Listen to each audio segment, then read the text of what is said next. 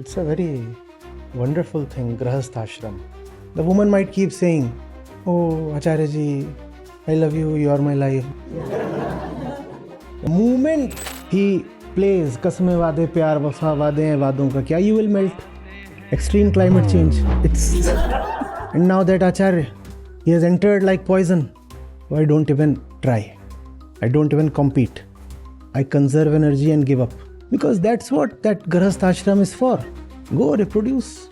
Obviously, I am not anti-marriage.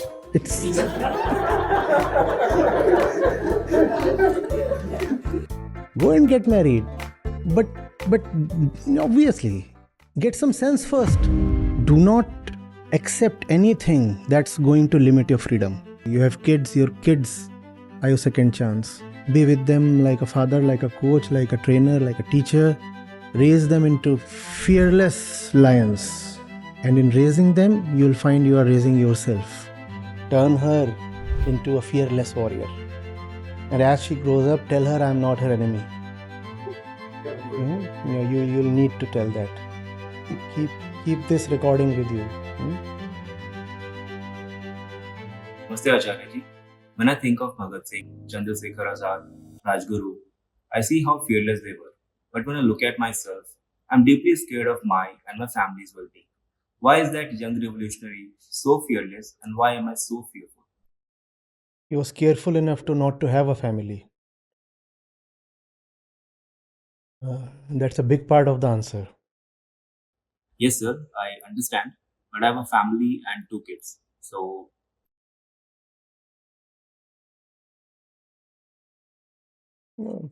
It's a very wonderful thing, Grahasthashram.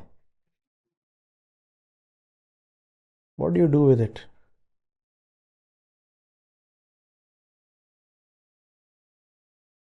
And you are told to get into it right at 25.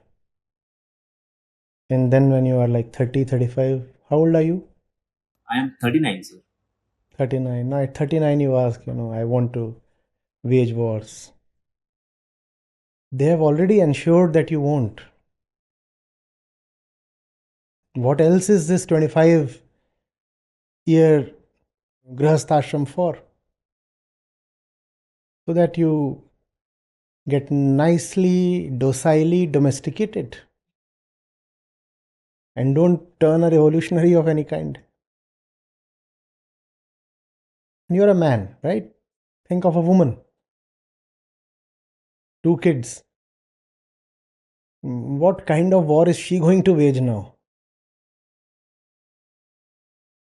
Do whatever you can in your capacity. I mean, first of all, if you are tied to another person called wife, you need to have that other person on board. There's no point asking me for an answer. Is this answer going to be acceptable to her as well? Because you're now tied. Whenever I try to kind of go against the community, she's always the one being scared that, oh, you are the one who, whatever friends have left, you will also remove them from a life, and I will become as antisocial as you are. So, That's why we also need the very consoling concept of Punarjanma. Yeah? No need to regret. There is always a next chance. Hmm? You understand the practical utility of these things? And why that concept has remained so popular? You will die and then you will get another chance. Because for most people, there is hardly any chance left this life. That's the position they have brought themselves to. You'll need a total revolution, first of all, in your inner world before you can fearlessly do something in the outer world.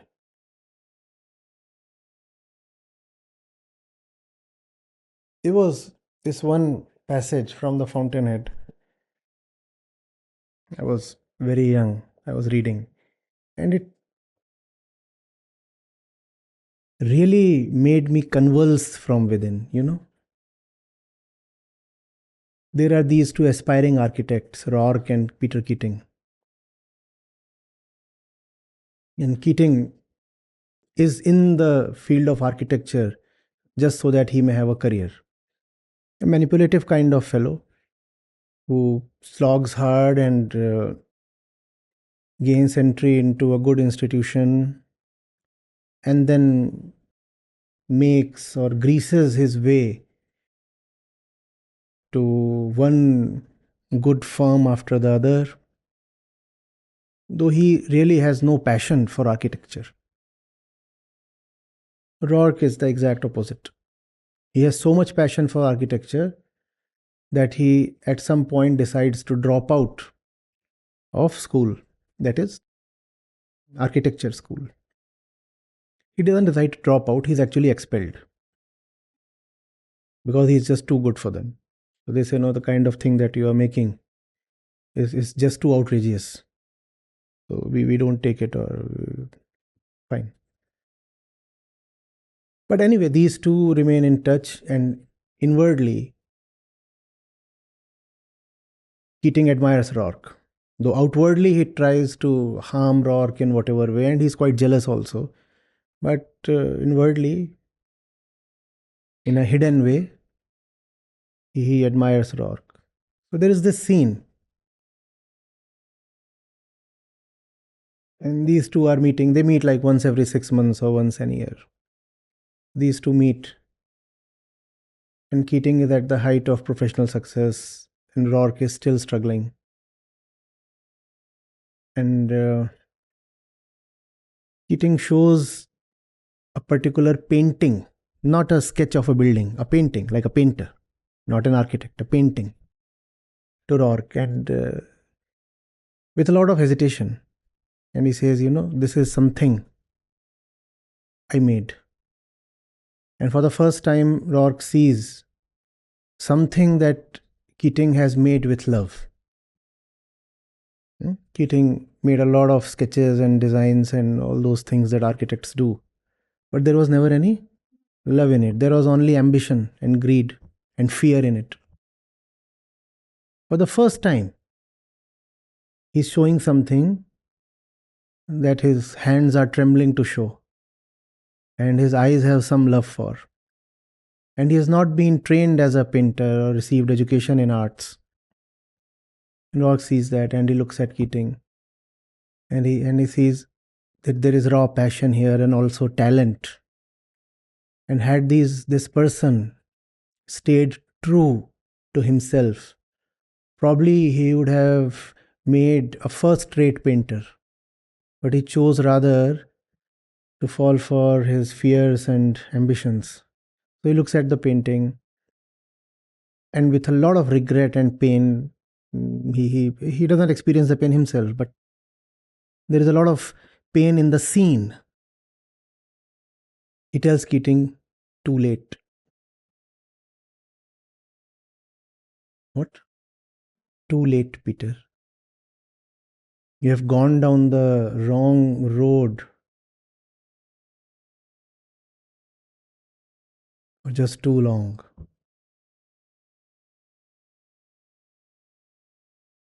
Too late. This is where your, if I could say, soul lies. This is where your passion lies, but you never could commit yourself to it because probably there is no money, no career in it. Or that's what you saw. Don't let that happen to you. I'm not saying too late to you.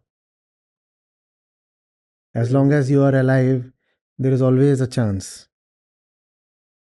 But the lights, keep getting dimmer and dimmer as you walk away from the source, don't they? And at some point, the lights get so dim that the human eye can't even perceive the light. Doesn't that happen? Technically, the light is still there, but it has become so feeble now that you can't even experience it. Don't let that happen to you.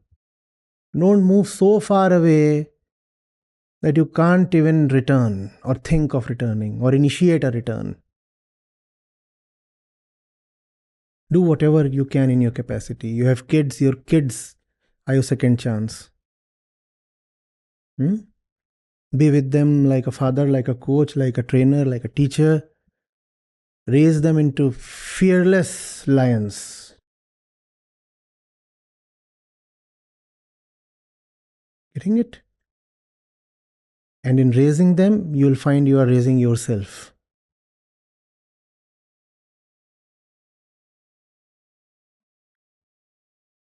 Those who want to fight important battles,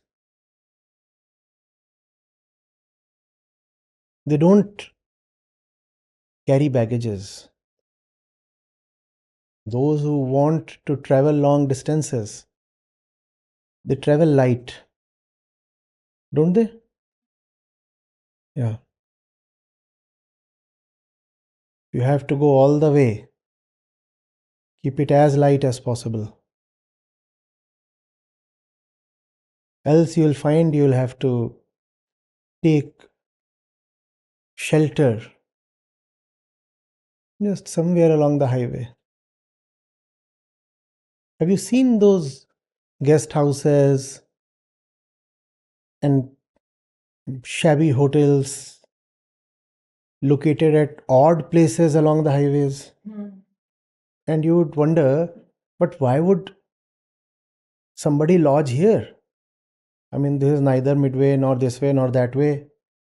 It is just at some random point. But the fact that the lodge or hotel exists means that it is surviving financially, no?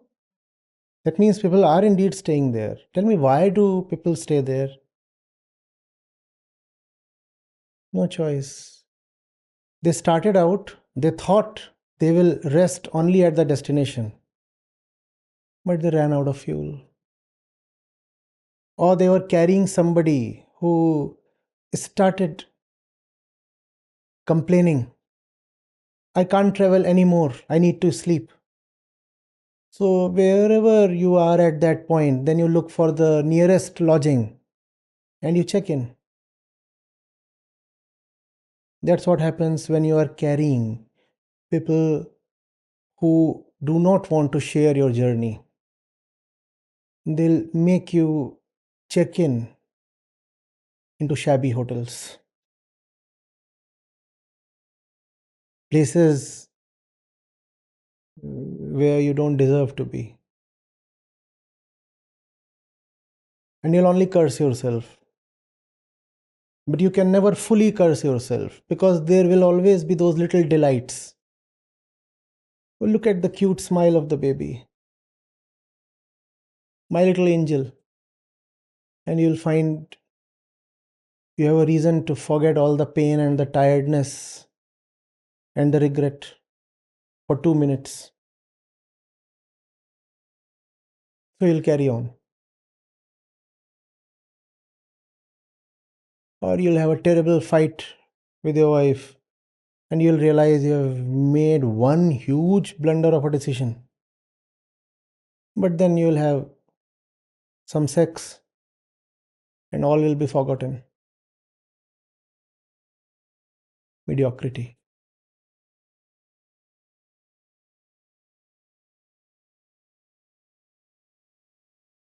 I have come to have a general distrust of grahasts.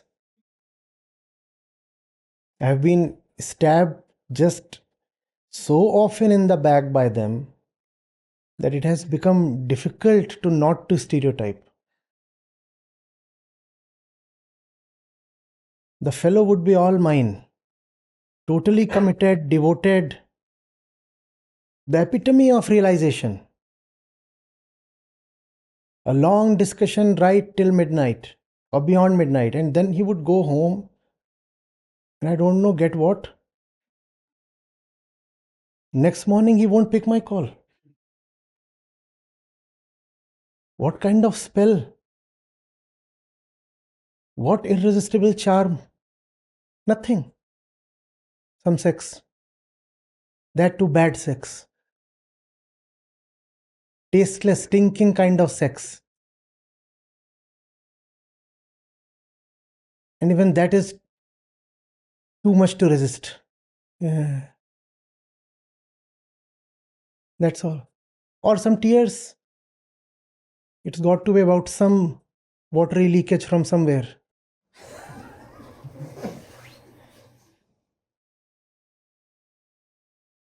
Either he sheds or she does. Some tears, and you find your number blocked.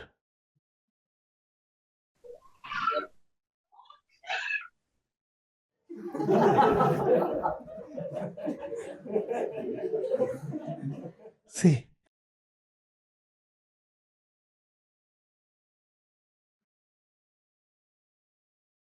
what's the point? Nothing. The fellow already has a center. The fellow has already decided his topmost priority. And you should not even compete because the matter is settled for him. And that's what I have learned, to not to compete. Don't compete with a man's wife and don't compete with a woman's husband. You'd always lose.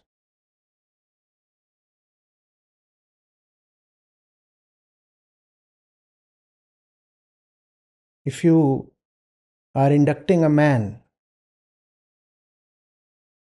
and the wife is not on board, there is no way you're not going to lose the man. And same applies to women. The woman might keep saying, "Oh, Acharya Ji, I love you, you are my life, this, that, and I know." Just, you know, the moment he plays कसमें वादे प्यार वफा वादे हैं वादों का क्या, you will melt. Extreme climate change.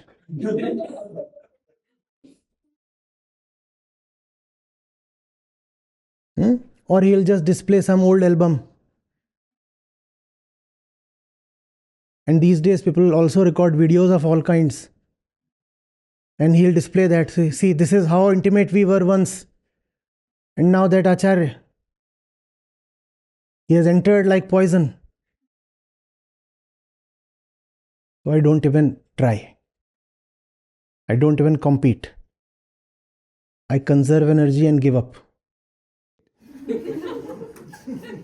Because that's what that Grahastha ashram is for.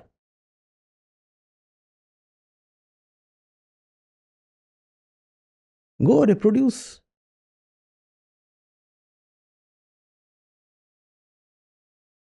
Do you understand the word husband? Go and read what animal husbandry means.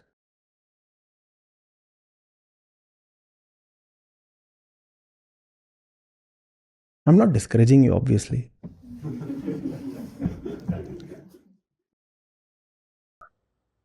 No, right now something happened at my home, so I totally agree to it. So now both of my kids are here playing around, and she has got angry and just gone downstairs. So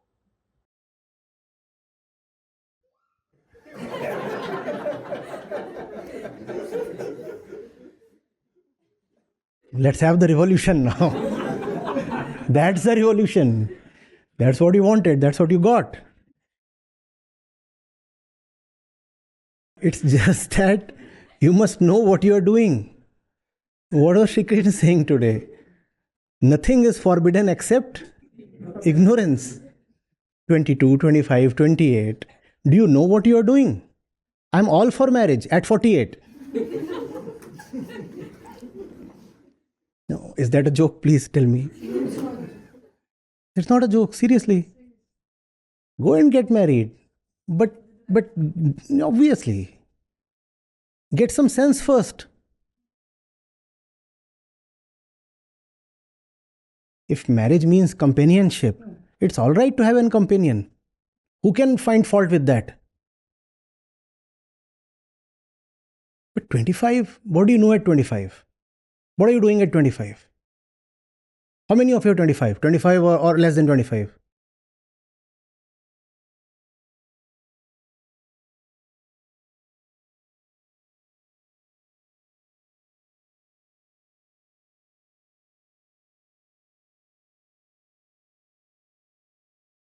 When you feel totally assured, you understand life, you know yourself, when you know the world, and you also see that you need a companion of the other gender for very, very right reasons. Go ahead and get married, but not before that. And the bigger issue is of liabilities. Liabilities do not come only in the form of a person. You want to lead a rebellious life? Why are you so keen to buy that house loan? It's easy to get indebted. It takes a couple of decades to clear the debt.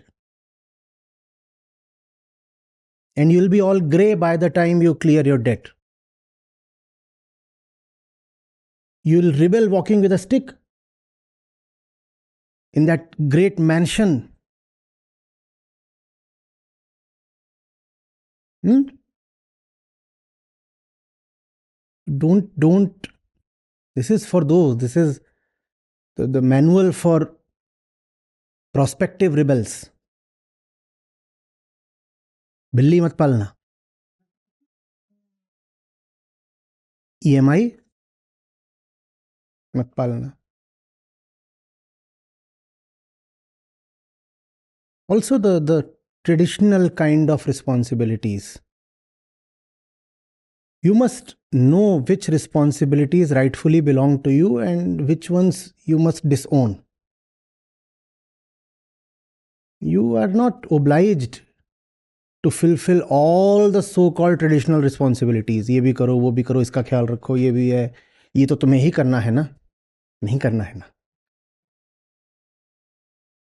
तुम्हारा है, तुम जानो. मुझसे पूछ के किया था.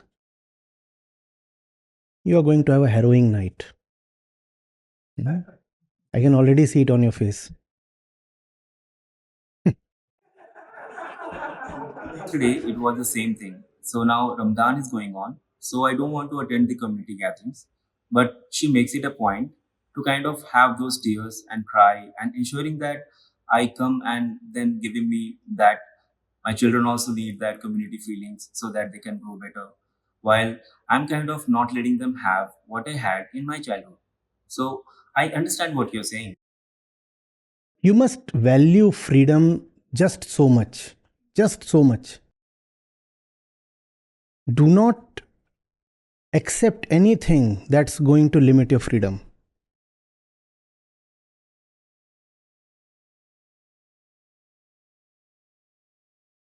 I was earning a very decent salary, you could even call it hefty, when I quit the corporate. For 3 years after Advait was founded, I took nothing. I could have opted for funding from somewhere, but that would have come with strings attached. That I don't need any strings. I value my freedom. And there were investors available. They said, we'll invest so much into it, this, that. Nahi chahiye. Even after those 3 years, I started picking up only as much as would keep the bank balance of the organization very healthy. It was a private limited company, not a foundation. I technically owned it. But I never withdrew even 1 rupee as profits. Never. After 3 years, I started taking salary like any other employee of the company. Never as a shareholder, I opted to draw dividends.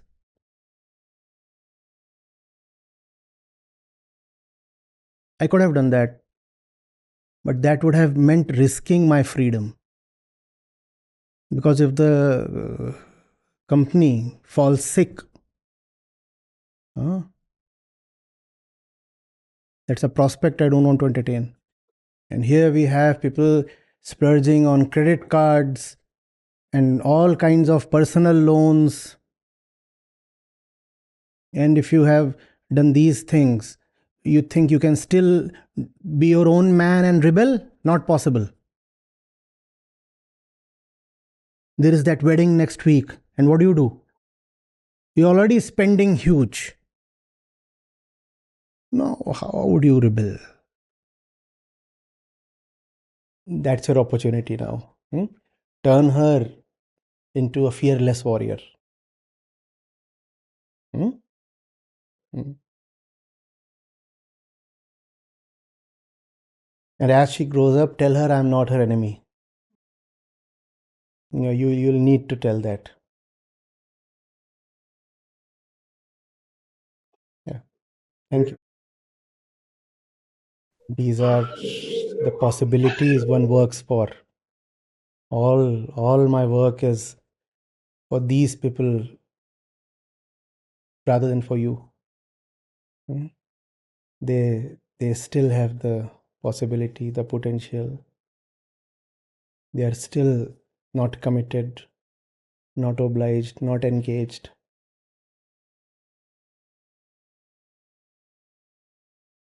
They are the ones who can soar high. Yeah.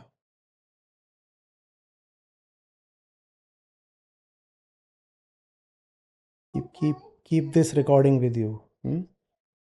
One day I might show this clip to them and embarrass them.